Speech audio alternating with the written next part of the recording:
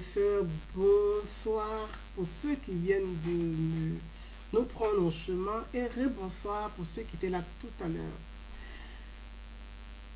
Ouais, un regard sur le handicap. Je voulais aborder ce sujet du handicap avec vous, qui est un sujet difficile à aborder en Afrique. Pour l'instant, ces dernières années, en tout cas, ça commence à bouger un peu. Mais le handicap est une réalité. Le handicap est une réalité. Et je voulais aborder cette actualité sur le handicap. Parce que j'ai suivi ces 3 derniers jours en France la 4e édition du Forum sur la paix. Forum sur la paix, la 4e édition. Et j'ai suivi, comme vous et moi, j'étais très prise parce que le forum aussi, on participait en tant que des citoyens, mais aussi en tant que des associations. Ce n'est pas l'ordre de mon sujet. Donc j'étais très prise par le forum, je participais. J'étais très prise. Mais j'ai vu sur les réseaux sociaux une vidéo du chef de l'État gabonais, Ali Bongo, qui a circulé sur la toile. Certains ont ri. Certains Africains en ont ri. Certains intellectuels africains en ont ri. D'autres ont fait une blague. D'autres ont utilisé l'handicap. Le handicap. Le handicap. Je ne dirais pas l'handicap, mais je dis le handicap. Du chef d'État, du président gabonais, pour en faire une moquerie. Et ça m'a beaucoup touché. Ça m'a beaucoup touché et c'est pour ça que j'ai mis la chanson de l'une de notre compatriote aussi, paix à son âme, Maëlie Ba, sa chanson sur le handicap. Parce que c'est cette chanson du handicap de Maëlie Ba qui m'a touché, qui m'a saisi à l'époque quand j'ai accepté de la produire. Parce que c'est un sujet qui fait mal. Il fait mal parce qu'en Afrique, dans chaque famille africaine, il y a des personnes qui souffrent du handicap. Soit handicap, il est aveugle, il est sourd, il est aveugle, il est muet. Handicap mental ou physique. Mais il y a forcément dans la famille de chacun d'entre nous une personne ou proche de nous qui souffre du handicap. Et j'ai vu sur les réseaux sociaux comment la réflexion à l'africaine, comment l'Afrique est devenue via les réseaux sociaux. Et je voulais partager cette vidéo qui a circulé sur la toile, dont certains en ont fait une vidéo de moquerie au président gabonais, à l'État gabonais et à une partie des Gabonais. Je voudrais partager cette vidéo-là et puis on va continuer notre conversation.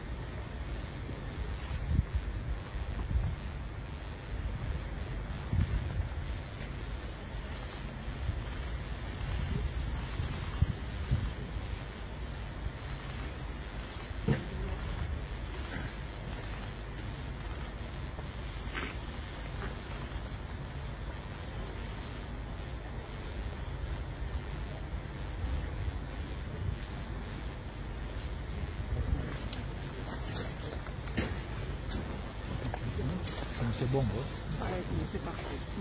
D'accord, donc... Attendez, je travaille en même.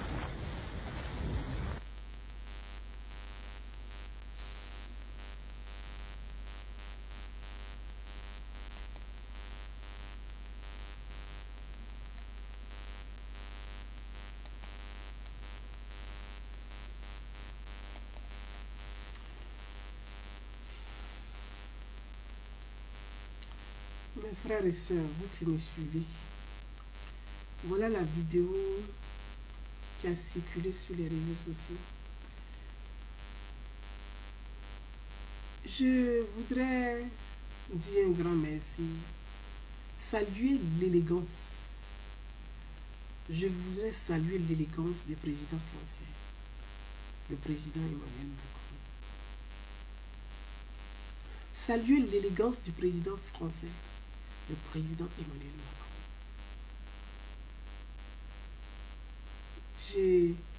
Je ne suis pas une macroniste, mais l'élégance de Macron,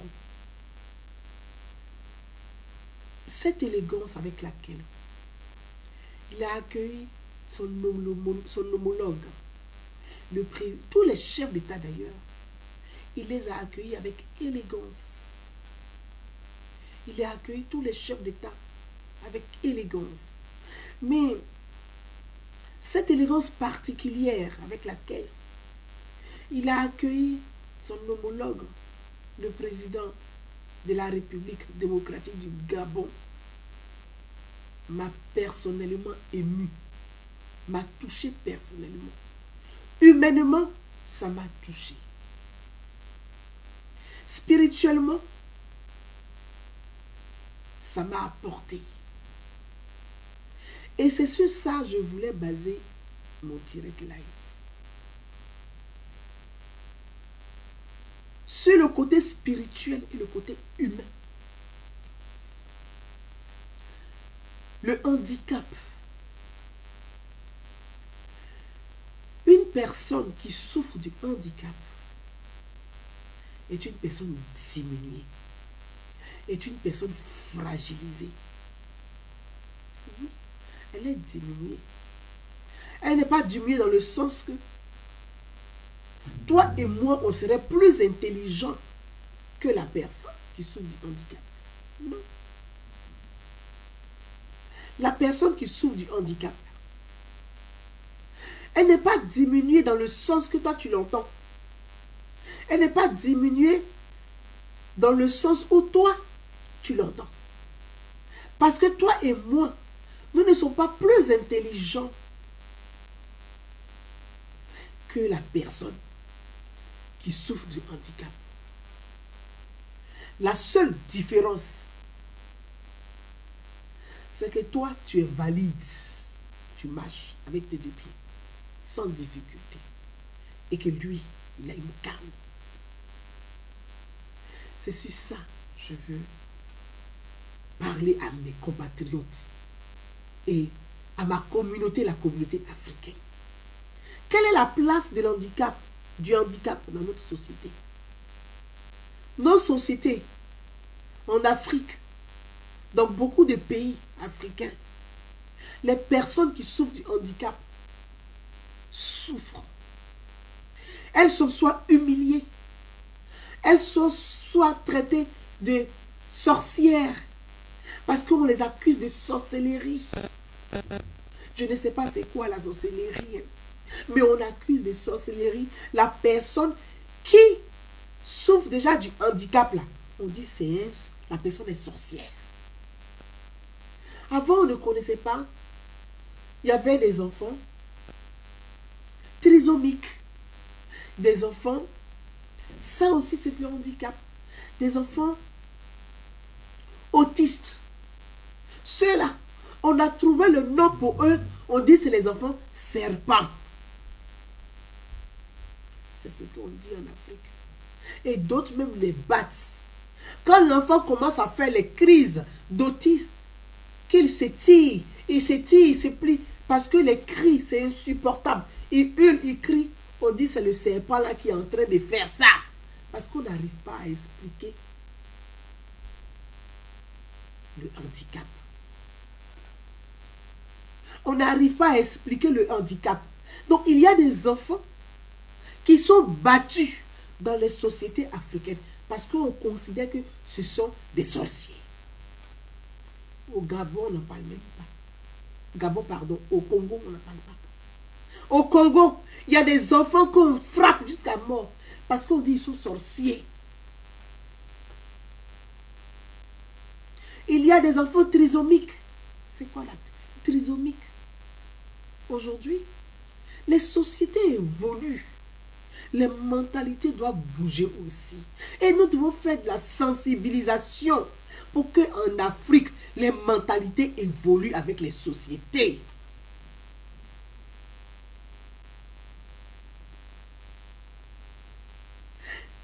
Le forum sur la paix qui se tient en France, où des chefs d'État sont conviés, des chefs d'État sont invités avec des décideurs. Combien d'Africains des réseaux sociaux ont participé à ce forum-là? Vous ne savez même pas ce qui s'est dit sur les forums. Sur le forum. Vous n'avez même pas les conclusions du forum. Vous n'avez pas participé au forum. Vous n'avez même pas les résolutions du forum. Vous n'avez même pas les solutions. C'est un forum-là. C'est sur 30 ans, 50 ans. Ce qui se décide pendant ces forums. Oui. Sur 30, 50 ans. Ces forums-là. Quand on dit forum mondial sur la paix, on a parlé des sujets. On a parlé de Covid. On a parlé des vaccins. On a parlé de la planète. On a parlé de la démocratie. On a parlé des élections. Pendant ces 3 jours de forum. Ce sont les sujets qui nous concernent. La démocratie, ça nous concerne. Parce que nous, ce qu'on fait sur les réseaux sociaux, c'est de la démocratie participative qu'on fait sur les réseaux sociaux. C'est de la démocratie participative. Les élections, le mode d'élection, là, on a parlé de ça pendant le forum. Tout ce que l'Africain des réseaux sociaux a retenu, c'est le président gabonais qui souffre du handicap, qui a failli tomber, et qui est tombé dans les bras de Macron.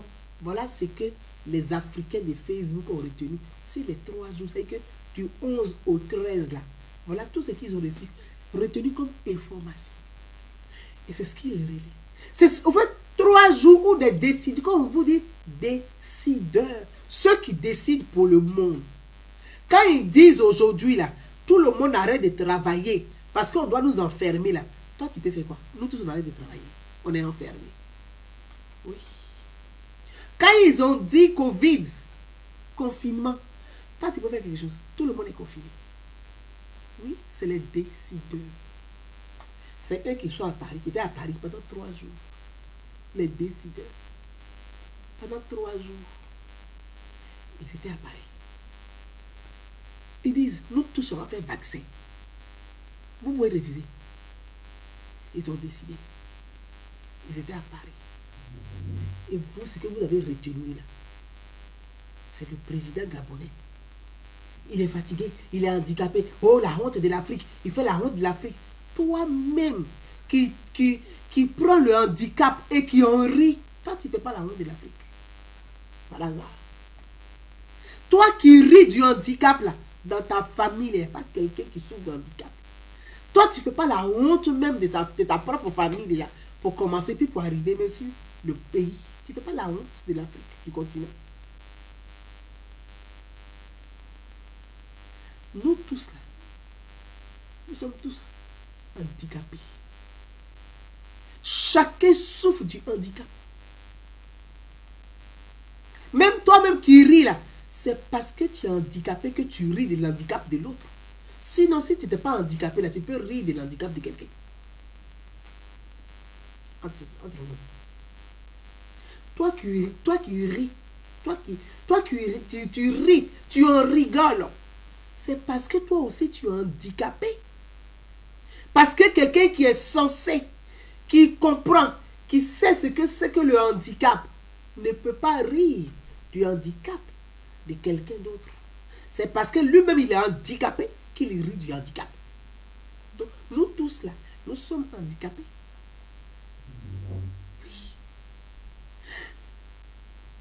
Et c'est en cela, voyez, j'ai beaucoup d'admiration pour le président gabonais. Je ne rentre pas dans la politique intérieure du Gabon. Ça ne me regarde pas. Moi, je suis de la Côte d'Ivoire. C'est la Côte d'Ivoire, là. La politique de la Côte d'Ivoire, j'apprends. Le Gabon, je ne connais pas le Gabon. Donc, la politique intérieure du Gabon, je ne la connais pas. Mais j'ai beaucoup d'admiration pour le président gabonais, qui vient de très loin,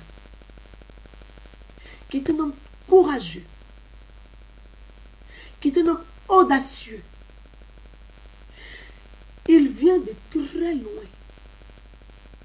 Une personne qui est née avec son handicap et une personne qui, par la suite, est handicapée, souffre du handicap, ça, c'est deux choses, deux états d'esprit différents. Naître, quelqu'un qui voit et puis qui ne voit plus, on va faire terre à terre. Et celui qui est né à la naissance qui ne voit pas, avec celui qui voyait et puis qui ne voit plus, c'est deux états d'esprit différents. Pour sortir de là et assumer ce handicap, venir à la face du monde, devant les caméras du monde entier, prendre sa canne, marcher pour venir jusqu'au palais de l'Élysée, regarder son homologue dont il est plus âgé certainement, le tenir par les bras, monter les marches de l'Élysée. Vous savez, il faut avoir un mental d'acier pour faire ce qu'il a fait. Il faut avoir un mental d'acier pour faire ce qu'il a fait. Ça prouve que dans le Gabon, là, il est plus solide que beaucoup d'entre vous. Excusez-moi, je ne connais pas la politique gabonaise. Je ne connais pas. Mais je dis, dans le Gabon, là, celui que vous pensez que il souffre du handicap et puis vous rigolez là, il a un mental plus solide que vous-même qui avez les deux pieds valides là, qui marchez. Parce que lui, il assume. À travers lui, c'est beaucoup d'autres personnes, des milliers de personnes, dans le monde ou en Afrique. Je vais m'arrêter sur l'Afrique. C'est des milliers de personnes en Afrique qui ont pris le courage avec fierté. Parce que assumer son handicap te permet de vivre mieux. Te permet de vivre mieux. Dans le monde d'aujourd'hui, l'handicap fait partie de la vie, de la société. À travers lui, il y a des enfants, des milliers d'enfants, des milliers de personnes qui se disaient, notre vie est vouée à des insultes, notre vie est vouée à de la rigolade. Les gens vont continuer de se moquer de nous, de rire de nous. Les gens nous donnent à manger quand ils sont rassasiés. Les gens nous jettent la nourriture parce qu'ils considèrent que nous sommes des sorciers. Nous sommes ceci, nous sommes des enfants des malheurs.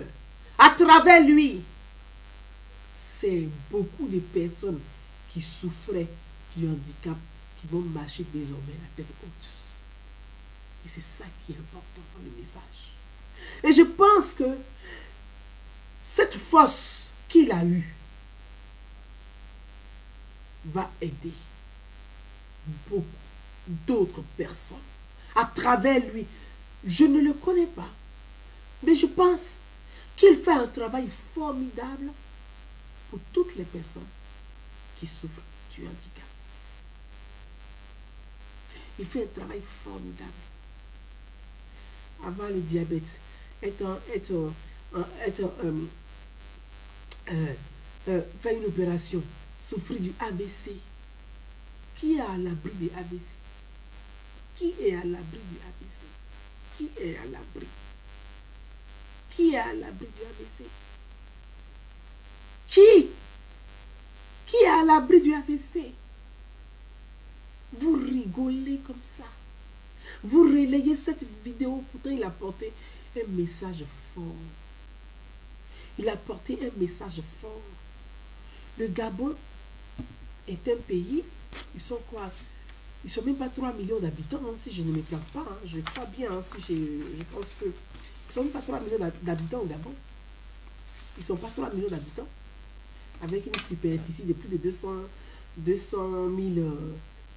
mètres carrés. Ils ne vendent pas 300 000 mètres carrés. Alors que nous, en Côte d'Ivoire, là, on fait 300 et quelques mètres carrés. 300 et quelques mètres carrés, je n'ai pas les chiffres exacts. Mais on fait 28 millions d'habitants. Au Gabon, là, eux, ils ont 200 et quelques mètres carrés. 200 000, voilà, 200 000 et quelques, 200 000 mètres carrés, 200 000 kilomètres carrés, pardon, je dis mètres, je ne sais pas pourquoi je suis dans les mètres. 200 kilomètres carrés, ils sont à plus de 200 kilomètres carrés. Ils ne dépassent pas les 300, ils ne dépassent pas les 250, ils ne dépassent pas les 300 kilomètres carrés. Ils ne dépassent pas les 300 000 kilomètres carrés. Nous, en Côte d'Ivoire, on dépasse 300, on est à 300 000 kilomètres carrés, mais on fait 28 millions d'habitants.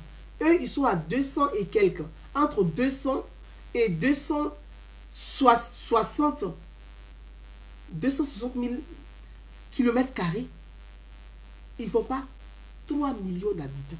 Ça veut dire, on n'est pas, ils sont pas plus, le Gabon n'est pas plus grand, hein, que la Côte d'Ivoire, mais la Côte d'Ivoire, en termes de superficie, elle est un peu plus grande que le Gabon. Voyez? Mais nous, on fait 28 millions d'habitants. Et ils font moins de 3 millions d'habitants.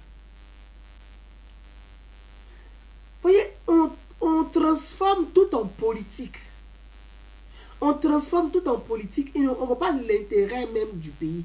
L'intérêt commun, là, on bannit ça. Tout devient politique. Tout est politique. Parce que d'autres veulent venir au pouvoir. Donc, pour eux, leur intérêt,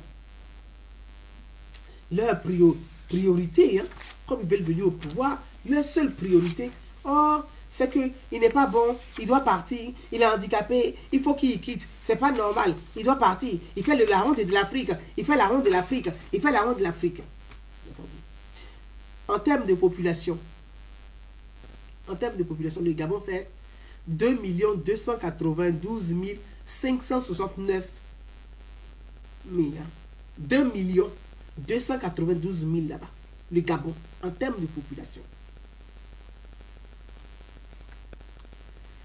Superficie, 267 760 km², en termes de superficie. Bon, ça veut dire qu'il y a de l'espace partout dans le Gabon. Il y a des choses merveilleuses à faire dans le Gabon. Le problème en Afrique, et je voudrais que, et le Gabon encore a la chance de conserver sa faune et sa flore. Parce que quand on parle de climat, on parle de sécheresse, on parle de déforestation. Ces questions-là, ça ne regarde pas les Africains. Enfin, les Africains de Facebook, ce n'est pas leur priorité. Les Africains de Facebook. C'est-à-dire que la survie, là, c'est pas là pour les autres. Et c'est ce qu'ils ont maintenant là, dans l'assiette là qui est important. Sinon, ce qui, demain, c'est pas grave. Et c'est des gens comme ça qui disent qu'il faut la politique. Mais vous, sur les questions de société, sur les questions d'avenir, si vous n'êtes pas présent, vous ne prenez pas part dans le débat. C'est vous là qui allez venir diriger le pays plus tard. On ne peut même pas vous confier le pays puisque vous êtes absent. On va écouter le message du président gabonais à la tribune. Monsieur le Président de la République française, Messieurs les chefs d'État et de gouvernement, Mesdames et Messieurs, j'irai droit au but. Réduire les fractures mondiales est, à mon sens, non seulement une priorité, mais également une urgence. Une priorité parce qu'il n'y a pas de paix durable sans un certain niveau d'égalité, tant entre les femmes et les hommes qu'entre les nations. Une urgence aussi parce que ces dernières décennies, les inégalités entre les nations et au sein des nations elles-mêmes n'ont cessé de se creuser, voire d'augmenter. Quel déficit combler prioritairement? J'en vois deux en particulier. 1. les inégalités entre les hommes et les femmes parce qu'elles concernent la moitié de l'humanité. 2. Les inégalités entre les nations du Nord et les nations du Sud parce qu'elles concernent plus de la moitié de l'humanité. Comment combler ces inégalités? Je répondrai non pas en donnant des idées, mais en exposant ce que nous faisons au Gabon. Pour réduire les inégalités entre les hommes et les femmes, il est à mon sens nécessaire et certainement primordial d'adapter notre droit, c'est-à-dire notre corpus juridique, aux évolutions de nos sociétés dans le respect de nos traditions respectives. Il nous faut également avoir une politique volontariste visant à promouvoir les femmes au poste de décision et à agir dès le plus jeune âge au niveau de l'éducation. C'est ce que j'ai fait au Gabon, en décrétant en 2015 la décennie de la femme, aujourd'hui renforcée par le programme Gabon Égalité. Pour réduire les inégalités entre les nations, garantir un meilleur partage de la valeur ajoutée produite est nécessaire. Comment? En faisant en sorte que les matières premières extraites dans les pays du Sud soient davantage transformées dans le Sud. Depuis 2010, mon pays n'exporte plus de grumes à l'état brut sans qu'elle n'ait subi une première transformation. C'est ainsi que, par ce changement de paradigme, des dizaines d'usines et des milliers d'emplois ont pu être créés. En outre, le bois est exploité de manière durable afin de permettre à la forêt de se régénérer. Pour conclure, je voudrais évoquer une inégalité qui pourrait malheureusement s'aggraver au cours des prochaines années si nous n'en prenons pas la mesure. L'inégalité due au changement climatique. Aujourd'hui, l'Afrique est l'un des continents les plus touchés. Or, il est celui qui émet le moins de CO2. Aussi, des solutions radicales doivent être, à mon sens, au plus tôt adoptées. Il est inconcevable que l'Afrique, continent qui pollue peu, soit l'une des principales victimes du réchauffement de notre planète. Des compensations financières sont donc nécessaires pour soutenir les pays africains à s'adapter à la nouvelle donne climatique et à bâtir un modèle de développement à la fois inclusif et durable. Un modèle qui permet à la fois de lutter contre les inégalités sociales et environnementales. Il en va de l'intérêt de l'Afrique et des Africains comme de l'ensemble de notre planète. Je vous remercie.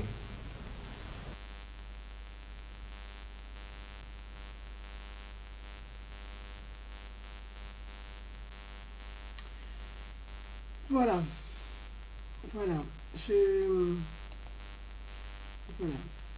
Je voudrais dire à mes frères et sœurs des pays africains. J'ai fait un post et je ne vais pas vous partager ce message que la personne m'a adressé.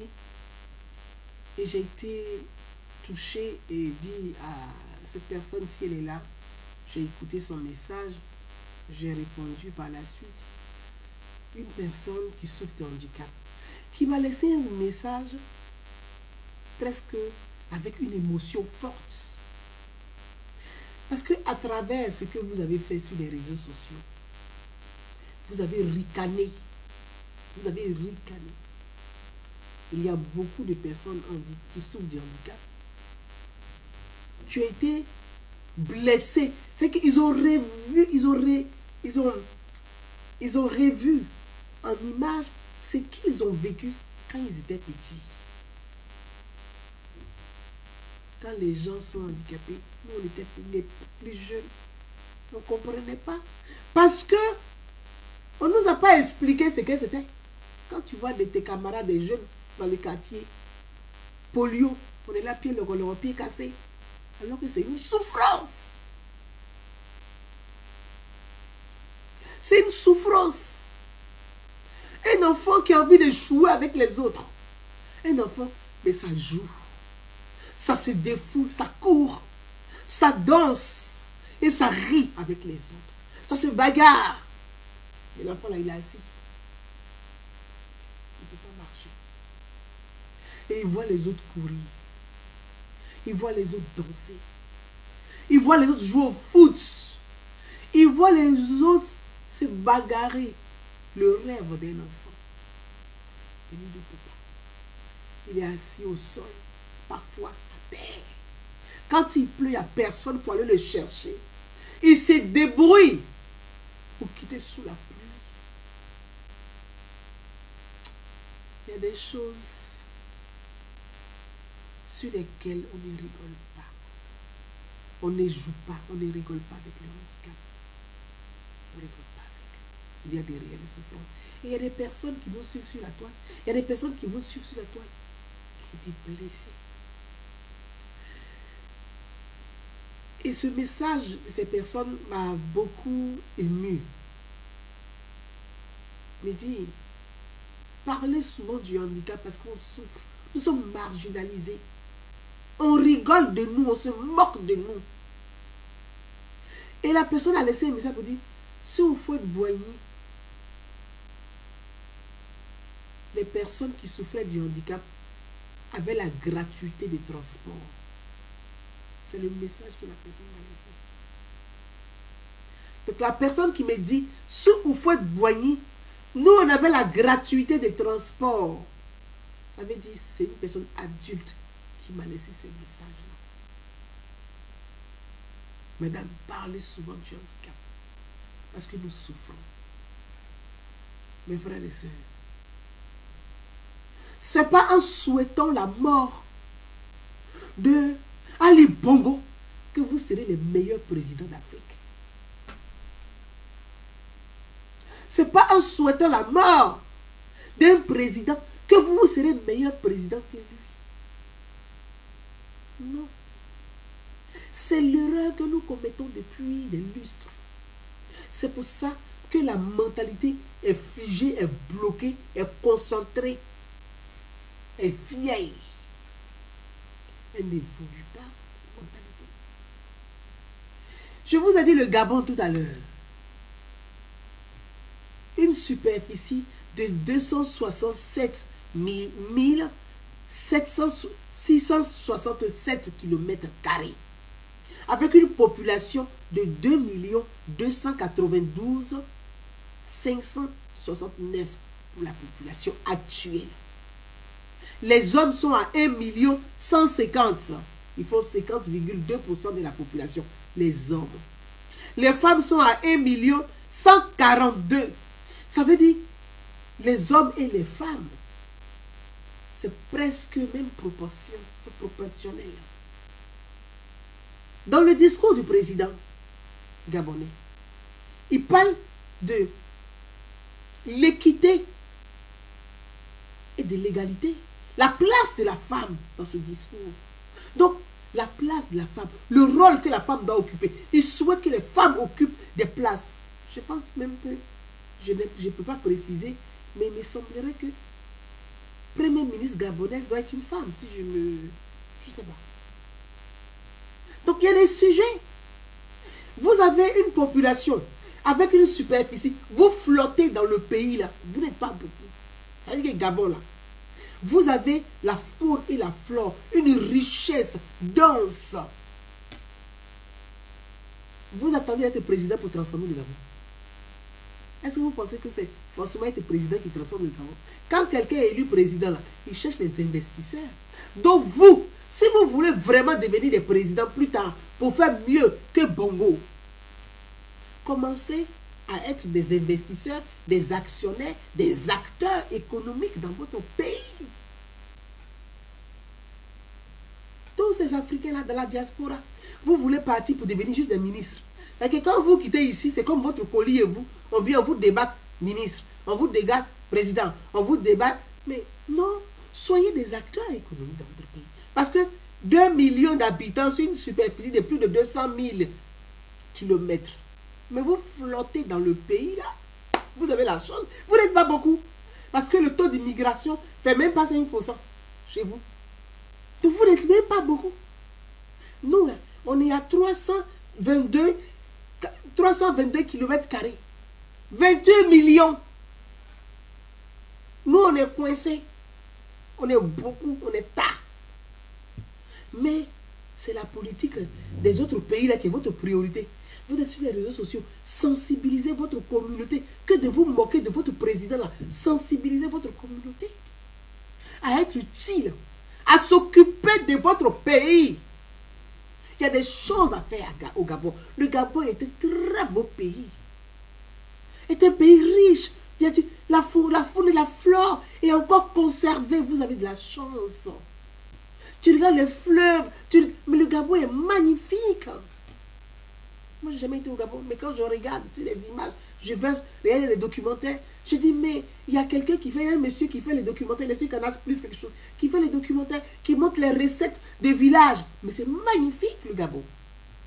Mais attendez. Attendez. Mais bossez. Non, il est fatigué, il n'a qu'à quitter. L'autre va venir. Mais attendez. Vous pouvez être utile, apporter aussi à votre pays. Intellectuellement, apporter à votre pays.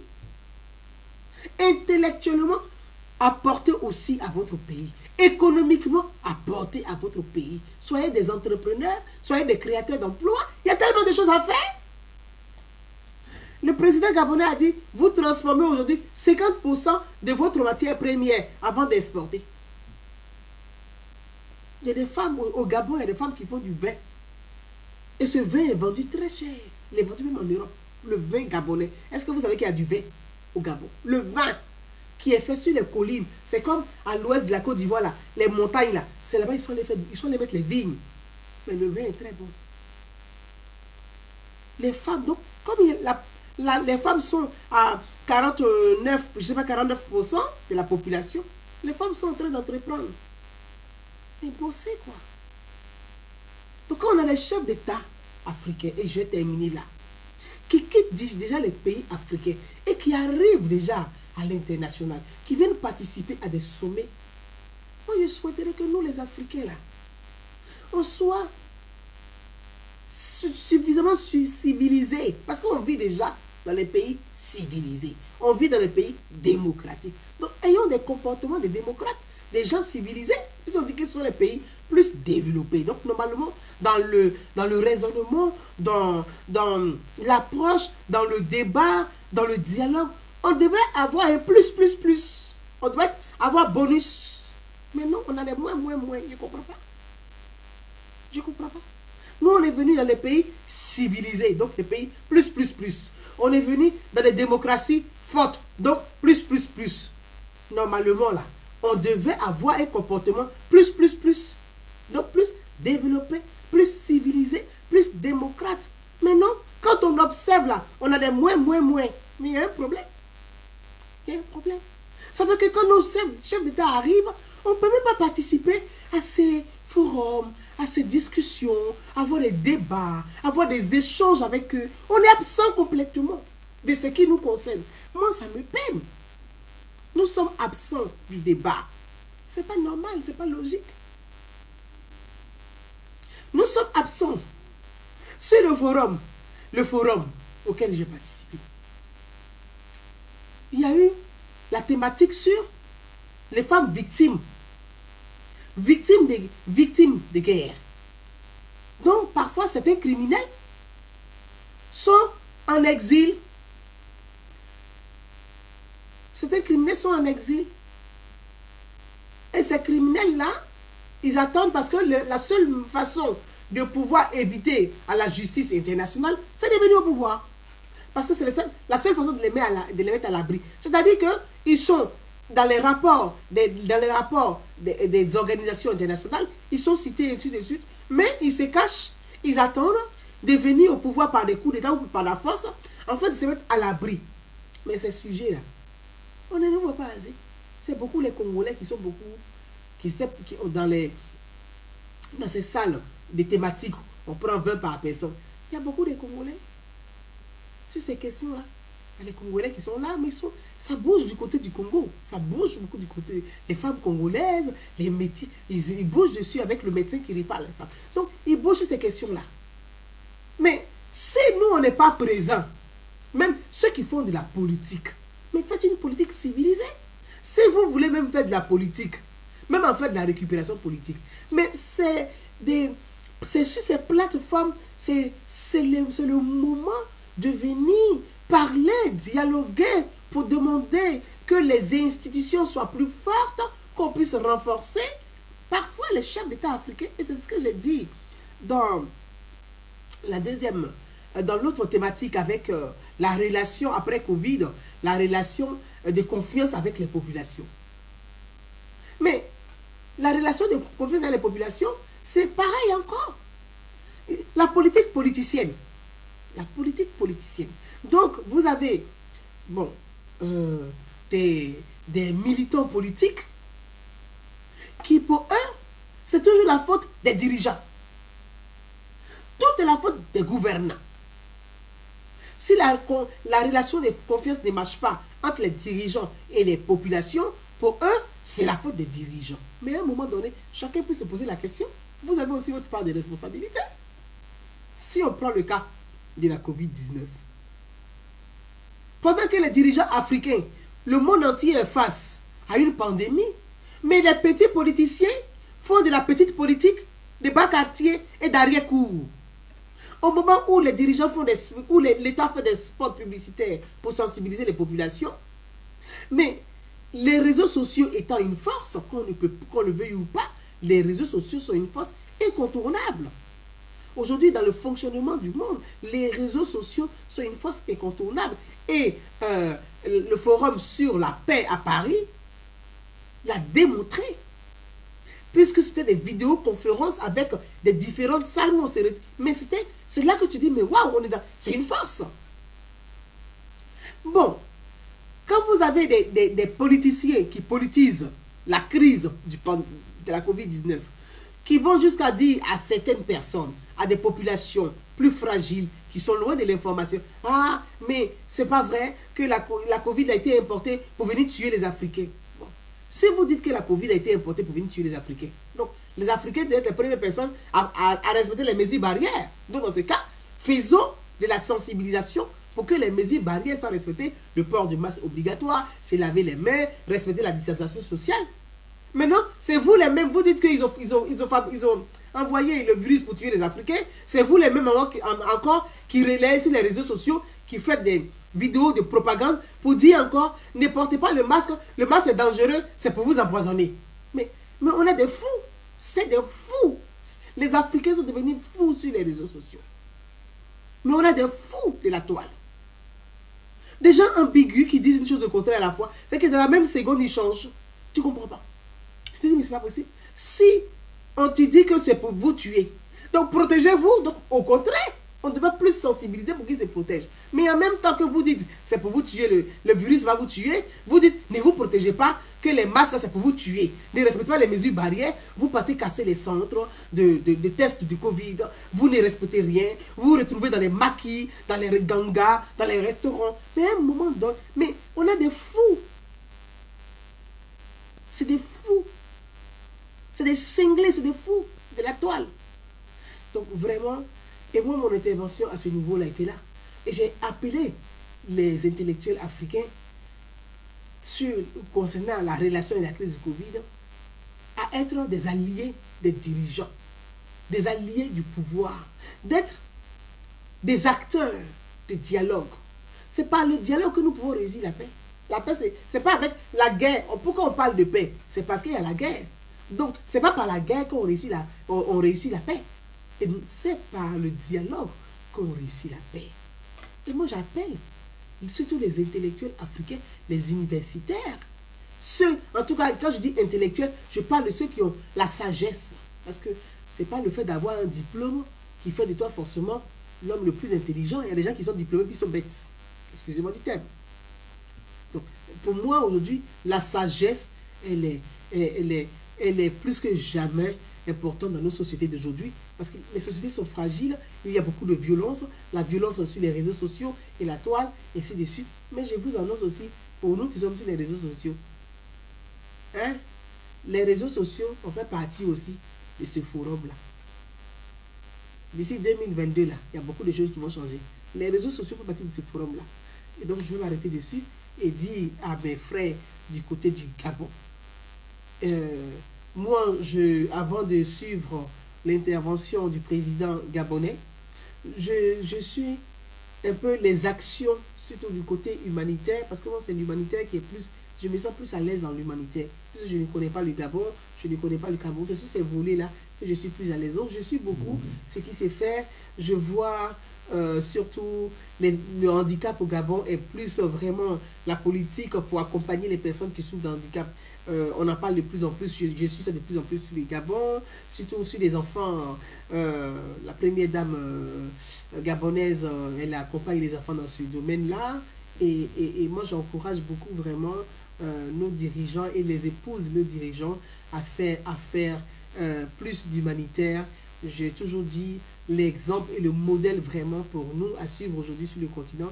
C'est la première dame de Côte d'Ivoire, la première dame de Côte d'Ivoire, Madame Dominique Ouattara, qui fait beaucoup en matière d'éducation pour la jeune fille, du handicap, des personnes handicapées, la prise en charge des personnes handicapées et des personnes, des enfants nés du VIH, donc dont les parents étaient avec le VIH. Donc, tout ça, ça fait partie du handicap. Et donc, la première dame fait beaucoup. Et il faudrait que chaque citoyen que nous sommes sur les réseaux sociaux, nous, on participe aussi pour améliorer ces questions de société dans nos différents pays.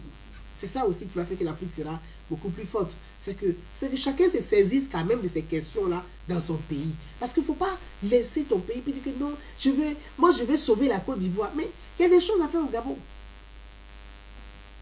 Si toi tu veux te battre pour sauver la Côte d'Ivoire, mais qui va sauver le Gabon? Il y a des choses à faire au Cameroun.